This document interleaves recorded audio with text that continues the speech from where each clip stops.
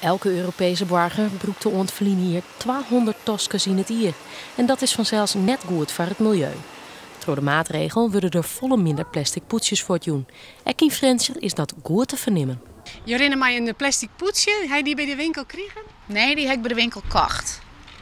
Ja, maar dat maakt in het wurg, hè? Ja, die krijg je net meer bij, maar dat hoefde ik net. Je moet er wel een poetsie voor. Ik neem nooit poetsjes mee. Ik heb altijd poetsjes bij me. Ik denk dat dit een bewijs is. Ja, soms overkomt het me ook dat ik niks mee heb en dan koop ik een in de winkel. Ja. Of je loopt gewoon met... Of ik heb het in de hand. Ja. We zorgen dat de mensen heel trouw hun eigen tasje meenemen. Bij uitzondering is het dus een keer dat er een tasje vreet, maar dat komt weinig meer voor. Ik denk dat wij wel reduceerd zijn naar 25%.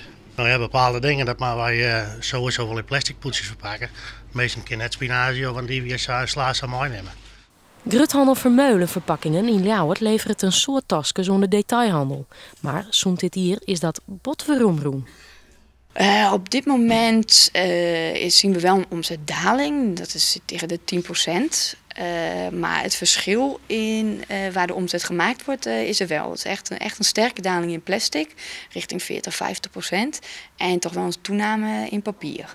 Als winkelje dochsnogs vergezen plastic poeder voor het jouwen, riskeren zij een boete van €80. Want nota binnen in heel Nederland nog maar 20 waskorings doen. Boetes binnen nog net uitdeeld. Een soort mensen had dikwijls wel haar vraagtekens bij de wet. Nou, aan de ene kant wel een goede zaak, maar aan de andere kant is het wel een beetje krom. Dan denk ik, papier is nog minder voor het milieu.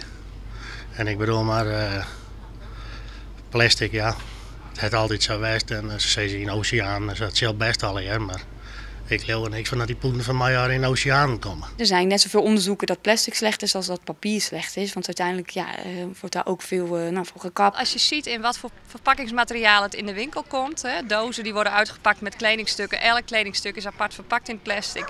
Als je ziet hoeveel plastic daarin omgaat, dan vind ik het eigenlijk een beetje flauwkul dat je zo'n zakje niet meer erbij krijgt.